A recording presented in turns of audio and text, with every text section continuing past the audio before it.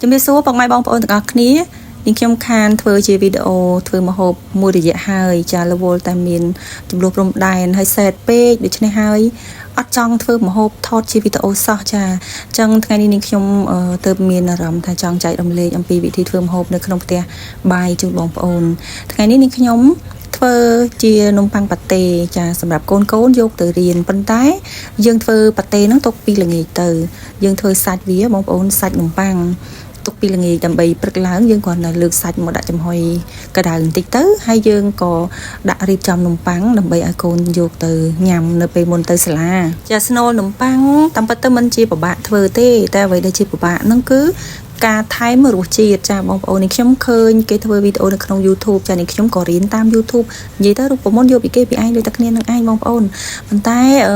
ខ្ញុំធ្វើលើកទី1រសជាតិមិនសូវឆ្ងាញ់ទៅពេលធ្វើលើកទី2ទី3ទៅចាយើងចេះតែកែច្នៃរសជាតិទៅតាមដូចថារសជាតិដែលយើងចូលចិត្តណាហើយក៏ញ៉ាំទៅឆ្ងាញ់និយាយមិនជាចាញ់យើងទិញនៅហាងម៉ានេះបងប្អូននាងខ្ញុំមាននំប៉័ងចំនួន10ដើមចានំប៉័ងនេះគឺឡនៅក្បែរផ្ទះទេអញ្ចឹងពេលព្រឹកនាងខ្ញុំជិះម៉ូតូតែមកខ្វាច់ទៅដល់កន្លែងឡនំប៉័ងគឺបានក្តៅមិនបាច់ចាំយកទៅក្តៅទេចាចំណែកឯសាច់នាងខ្ញុំមានចំនួន3ខាំហើយនឹងថ្លើមនាងខ្ញុំមានចំនួន3ថ្លើមហ្នឹងគឺមកជាឈុតចាមានថ្លើមហើយនឹងយើងហៅថាកោះការធ្វើសាច់នំប៉័ងគឺវាត្រូវជាមួយនឹងថ្លើមទៀតបងប្អូនបើមិនជាបងប្អូនអត់ប្រើថ្លើមនៅក្នុងសាច់ដែលយើងលីងទេនៅពេលដែលយើងខ្លាយទៅជាសាច់នំប៉័ងគឺរសជាតិអត់សូវឆ្ងាញ់ទេវាអត់កមូតចាអញ្ចឹងបងប្អូនចាំបាច់ត្រូវតែមានចាជាមួយនឹងថ្លើមមាន់បងប្អូនបើសុំបញ្ជាក់អត់យកថ្លើមជ្រូកថ្លើមគោទេគឺយកថ្លើមមាន់ដើម្បីយកមកដាក់ជាមួយគ្នាឬបើមិនជាបងប្អូនចង់លាយជាមួយនំពេងជ្រូកបានចាប៉ុន្តែរសជាតិដាក់ជាមួយទឹកថ្លើមមាន់ហ្នឹងគឺឆ្ងាញ់យកតែណាស់ទេបងប្អូនចាសាច់ជ្រូកដែលយើងហាន់ហើយគឺត្រូវចិញ្ច្រាំឲ្យម៉ត់ចាបងប្អូនអាចយកចិញ្ច្រាំក៏បានឬបងប្អូនមានម៉ាស៊ីនកិនក៏បានដែរហើយនឹងថ្លើមគឺយើងយកលាងសម្អាតឲ្យស្អាតចាលាងទឹកអំបិលពី3ទឹកទៅដើម្បីឲ្យវាបាត់ក្លិនបន្ទាប់មកទៀតបងប្អូនយកទៅត្រាំជាមួយនឹងទឹកដោះគោនាងខ្ញុំបានដាក់ត្រាំមុនដែលនាងខ្ញុំយកសាច់ជ្រូកមកហាន់ចាអញ្ចឹងនាងខ្ញុំត្រាំហើយក៏ទុកមកសន្ទុះទៅហើយអានេះគឺជាកូនត្រេនកំពុងតែជួយចាត់ចែងការងារដូចជាការបកខ្ទឹមដូចជាហាន់ខ្ទឹមចាគឺជាចំណេញរបស់កូនពៅហើយអញ្ចឹងឲ្យតែមានទូរស័ព្ទស្អីក៏ធ្វើបានដែរកូនខ្ញុំបងប្អូនមានមើលឃើញភ្នែកគាត់ទេនៅពេលបកខ្ទឹមម្ដងគឺភ្នែកបើកប្រឹងប្រឆាំងជាមួយនឹងខ្ទឹមពួកអីវាហាងវាកាត់ចុះភ្នែកវាធ្វើឲ្យទឹកភ្នែកហូរខ្ញុំប្រើខ្ទឹមបារាំងចំនួន1មើមចាហើយនឹងមានដូចជាខ្ទឹមក្រហមលាយជាមួយនឹងខ្ទឹមសចាពេលដែលយើងហាន់បកសបកខ្ទឹមបារាំងហើយគឺយើងហាន់វាច្រាំឲ្យម៉ត់ទៅចាងាយស្រួលក្នុងការដែលយើងយកទៅដាក់លីងលាយជាមួយនឹងសាច់ចាហើយបងប្អូនប្រើតាមការចូលចិត្តច្រើនតិចតាមចំណង់ចំណូលចិត្តណាបងប្អូនបើសិនជាចូលចិត្តរៀងផ្អែមទៅបងប្អូនដាក់ឲ្យរៀងច្រើនចាដូចនឹងខ្ញុំដាក់មួយមើមហើយនឹងលាយជាមួយខ្ទឹមបារាំងខ្ទឹមក្រហមនឹងមួយដែរចំណែកឯខ្ទឹមសគឺមានច្រាំស្រាច់ចាបើរាប់ទៅគឺមួយមកព្រាបាយនៅពេលនេះចាគឺខ្ទឹមរបស់យើងហាន់បានម៉ត់ល្អហើយអញ្ចឹងយើងដាក់ខ្ទះមកដើម្បីយកវាមកលីងចាលីងសាច់ដែលយើងបានច្រាំមិញជាមួយនឹងថ្លើមហ្នឹងចាលីងដាក់គ្រឿងល្មមចាលើកទី1នាងខ្ញុំដាក់គ្រឿងតិចតួចទេដើម្បីមានជាតិហើយតើនាងខ្ញុំយកវាទៅកិនហើយបានរងាស់វិញចាអញ្ចឹងតង់ទី1នេះចាយើងចាត់ការលីងខ្ទឹមជាមួយនឹងសាច់យើងហើយយើងប្រើភ្លើងចាដាក់ក្តៅឲ្យខ្លាំងទៅដើម្បីឲ្យឈ្ងុយខ្ទឹមបានល្អហើយបងប្អូនលីងខ្ទឹមក្រហមនិងខ្ទឹមបារាំងមុននៅពេលដែលបងប្អូនដាក់ខ្ទឹមក្រហមខ្ទឹមបារាំងមុនពួកខ្ទឹមពីរនេះវាចេញទឹកវាអត់ងាយបានធ្វើឲ្យក្រៀមទេអញ្ចឹងបងប្អូនត្រូវលីងវាមុនរហូតដល់មានក្លិនឈ្ងុយល្អហើយសូមបងប្អូនចាក់ខ្ទឹមក្រហមចូលនៅពេលបងប្អូនដាក់ខ្ទឹមក្រហមលីងឲ្យបានឈ្ងុយបន្តិចហើយកុំទុកឲ្យក្រហមណាអញ្ចឹងបងប្អូនចាក់ជាមួយនឹងសាច់ដែលយើងបានច្រាំមិញហ្នឹងចូលទៅចាហើយក៏លីងកវីកវត្តវារហូតដល់វារៀងឆ្អិនបន្តិចប៉ុន្តែបងប្អូននេះខ្ញុំសូមបញ្ជាក់នៅក្នុងការលីងសាច់មួយនេះកុំឲ្យប្រេងតិចពេកបើសិនជាបងប្អូនប្រើប្រេងតិចពេកវាធ្វើឲ្យរសជាតិហ្នឹងក៏វាស្ងួតវាអត់សូវឆ្ងាញ់ទេណាហើយសាច់ដែលបងប្អូនយកមកប្រើក៏មិនអាចយកសាច់សុទ្ធដែរចាបងប្អូនគួរតែយកសាច់លាយខ្លាញ់តិចឬក៏គេហៅសាច់ស្មាំមុខចាបងប្អូនយកមកហើយយកមកលីងវាទៅវាមានរសជាតិឆ្ងាញ់ចាហើយនេះគឺជាវគ្គដែលយើងដាក់ចូលជាមួយនឹងទឹកដោះគោថ្លើមត្រាំជាមួយទឹកដោះគោបញ្ចូលសលេងនឹងវាខុសបច្ចេកទេសចានិយាយមិនចង់ចេញយើងដាក់ចូលហើយយើងលីងរហូតដល់វារៀងស្ងួតខ្លាំងមកល្អហើយយើងកុំប្រើភ្លើងខ្លាំងពេកនៅពេលនេះគឺយើងបន្ថយបន្តិចទៅដើម្បីឲ្យងាយស្រួលនៅពេលដែលយើងដាក់ចូលទៅវាអត់ឆាប់ខាស់ទឹកពេកចាបងប្អូនអញ្ចឹងយើងកូរវិតវាបន្តិចចាហើយបងប្អូនកូរបានឡើងរៀងឈ្ងុយល្អហើយចាំយើងថែមគ្រឿងចាអញ្ចឹងគ្រឿងរបស់នេះខ្ញុំគឺអត់ប្រើច្រើនទេគឺនេះខ្ញុំប្រើដូចជាម្សៅស៊ុបមាន់ចាបន្តិចទៅ ហើយនាងខ្ញុំប្រើជាមួយនឹងស្ករចាទឹកត្រីទឹកស្អ៊ីវបន្តិចតួចចាបើជិះមកជួយចឹងទៅហើយកុំដាក់ស្ករច្រើនពេកបងប្អូនព្រោះអីដោយសារតែយើងធ្វើតង់ទី1តែដាក់ស្ករច្រើនវាធ្វើឲ្យឆាប់ខ្លោចអញ្ចឹងបងប្អូនយកវាមកបងប្អូនលីងបន្តទៅចាហើយបន្តមកទៀតយើងរងចាំរហូតដល់សាច់នឹងបានរីងឆ្អិនល្អចាំបងប្អូនតម្លាក់មកហើយដាក់ចូលទៅក្នុងម៉ាស៊ីនហើយកិនឲ្យម៉ត់ចា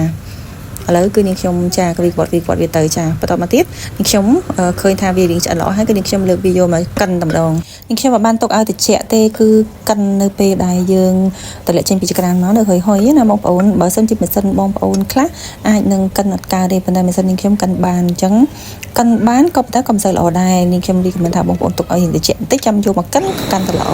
ឥឡូវនាងខ្ញុំក៏ដាក់កិនវាចាកិនបាច់ឲ្យវាម៉ត់ពេកក៏បានដែរបងប្អូនយកត្រឹមប៉ុណ្នេះបានហើយចាកាលណាម៉ត់ពេកក៏វាអត់ឆ្ងាញ់ដែរញ៉ាំសុខចិត្តឲ្យប៉ះទៅមួយគ្រាប់វាឆ្ងាញ់ហ្មងចាអញ្ចឹងឥឡូវនេះខ្ញុំយកវាមកដាក់ចូលក្នុងខ្ទះយើងវិញដើម្បីកូរចានៅពេលដែលបងប្អូនយកមកដាក់កូរបងប្អូនអាចធ្វើវិធីបែបនាងខ្ញុំនេះក៏បានឬក៏បងប្អូនអាចយកមកលីងខ្ទឹមជាមួយនឹងប្រេងម្ដងទៀតឲ្យឈ្ងុយរួចហើយចាំបងប្អូនចាក់សាច់ជាមួយនឹងទឹកថែមចូលបន្តិចទៅហើយបងប្អូនលីង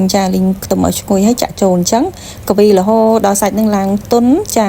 ហើយបងប្អូនភ្លក់រសជាតិមើលហើយនឹងទឹកបងប្អូនត្រូវការកំហាប់ទឹកចង់បានរាវឬក៏ខាប់ប៉ុណ្ណាអីបងប្អូនក៏លីលោកទៅតាមហ្នឹងចាសម្រាប់សាច់ប៉ាតេមួយនេះបងប្អូនយករៀងខាប់ទៅពេលដែលយើងយកវាទៅប៊ីជាមួយនំប៉័ងទៅគឺឆ្ងាញ់តែម្ដងវីដេអូសលេងនេះគឺ clean ហើយពេលនេះបងប្អូនអាចនឹងថែមថយគ្រឿងទៅតាមការចូលចិត្តចាជាទូទៅសាច់នំប៉័ងគឺបងប្អូនធ្វើតែងតែត្រូវការរសជាតិរៀងផ្អែមចាមិនឲ្យប្រៃពេកទេដោយសារតែយើងធ្វើយើងដាក់ជាមួយនឹងសាច់ប៉ាតេហើយនឹងយើងមានជ្រក់របស់យើងរៀងជូរអែមអញ្ចឹងបងប្អូនភាគច្រើនពេលដែលបងប្អូនទៅទទួលទានគឺគេមានដូចជាប័របៀកនៅខាងក្នុងអញ្ចឹងចាអញ្ចឹងនេះខ្ញុំមានតែប័រគេហៅប័រសាបចឹងនេះខ្ញុំអត់បានធ្វើសាច់ប័រទេដោយសារតែនេះខ្ញុំអត់ចង់ឲ្យមានសាច់ប័រផ្អែមចាជាទូទៅប័រអ្នកលក់គេធ្វើនៅខាងក្រៅគឺផ្អែមចាគេវាយជាមួយនឹងពងមាន់នៅពេលដែលយើងបានកូររួចទៅវាដាច់ទឹកដែលយើងដាក់លាយហ្នឹងបងប្អូនអញ្ចឹងនេះខ្ញុំថែមជាមួយនឹងប្រេងឆាចូលចំនួន2កូនស្លាបព្រា2កូនវែកអញ្ចឹងដាក់ចូលបែបនេះគឺដើម្បីឲ្យសាច់ហ្នឹងរាងទន់កាន់តែឆ្ងាញ់ចាហើយនៅពេលដែលបងប្អូនដាក់ចូលទៅវាធ្វើឲ្យក្លិនវាកាន់តែឡើងឈ្ងុយចាអញ្ចឹងនាងខ្ញុំទុកមួយបន្លែចារហូតដល់ពេលព្រឹកទៅនាងខ្ញុំលើកយកមករងាស់ម្ដងទៀតចាឥឡូវគឺដល់ពេលព្រឹកហើយចាបងប្អូនអញ្ចឹងនាងខ្ញុំយកមកកម្ដៅចាអត់បានដាក់ចំហុយទេឥឡូវគឺយើងយកប៉ាតេរបស់យើងយកមកចៀនចាគឺចៀនសម្រាប់តែកូនសិស្សយកទៅរៀនទេគឺធ្វើល្មមចាមុនហ្នឹងគឺជិះម៉ូតូមកខ្វាច់ជិះទៅទិញនំប៉័ងឥឡូវនំប៉័ងក៏មកដល់ដៃហើយចាដូច្នេះហើយគឺនាងខ្ញុំយកវាមកបៀកជាមួយសាច់ប៉ាតេហើយក៏អត់បានដាក់ប៊ឺដែរចាដោយសារតែប៊ឺនោះវាកកទៅទៀតណោះភ្លេចយកចេញមកដាក់ឲ្យវារលាយដូច្នេះហើយក៏យកសាច់នំប៉័ងមកបៀកចឹងតែម្ដងទៅហើយក៏នាងខ្ញុំរៀបចំឲ្យកូនក្មេងញ៉ាំចាមុនទៅសាលារៀនណាមួយគេកំងដាក់ជាមួយនឹងសាច់ប៉ាតេចាគឺនំប៉័ងប៉ាតេជាទូទៅគឺនាងខ្ញុំតែងតែទិញប៉ាតេហាក់ហឹងនៅសៀមរាបយើងគឺល្បីរសជាតិឆ្ងាញ់ចាប៉ុន្តែថ្ងៃនេះគឺចង់សាកឃើញគេលក់អនឡាញបងប្អូនឃើញឲ្យតំណងដែរក៏ទិញយកមកសាកបងមានអីឆ្ងាញ់តើប៉ុន្តែគ្រាន់ថារសជាតិវារៀងផុយបន្តិចអញ្ចឹងឥឡូវនំប៉័ងដើមទី1គឺរួចរាល់រួចហើយហុចឲ្យទៅកូនទី1ចា